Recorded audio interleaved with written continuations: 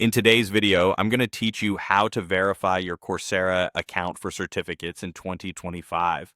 Let's start with the basics. Coursera uses a few simple checks to make sure your account belongs to you and that your certificates are issued with the correct name.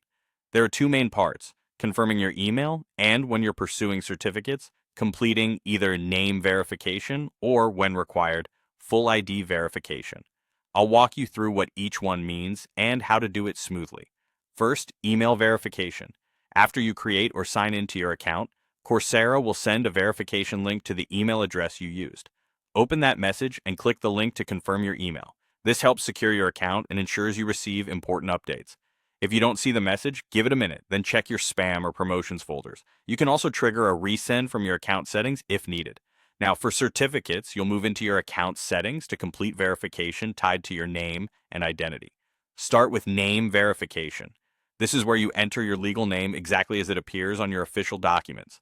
That means using your full given name and family name, including any middle names or initials if they appear on your ID. Avoid nicknames or stylized capitalization.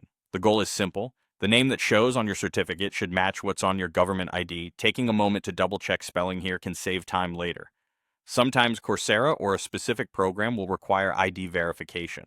This is also completed in settings and involves uploading a photo of a valid government-issued ID, such as a passport or driver's license. Follow the on-screen prompts to capture a clear, well-lit image. Make sure your name, photos, and the document details are easily readable with no glare or heavy shadows. Don't crop out corners or cover any part of the ID, and ensure the document hasn't expired.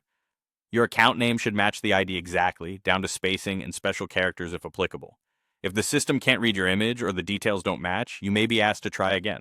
That's normal. Just recheck your name entry, clean your camera lens, and take the photo in bright, even lighting. To recap, verify your email by clicking the link Coursera sends, then go to Settings for Name Verification and complete ID verification when it's required. Keep your details consistent with your government ID, and you'll have a smooth path to earning certificates with the correct name.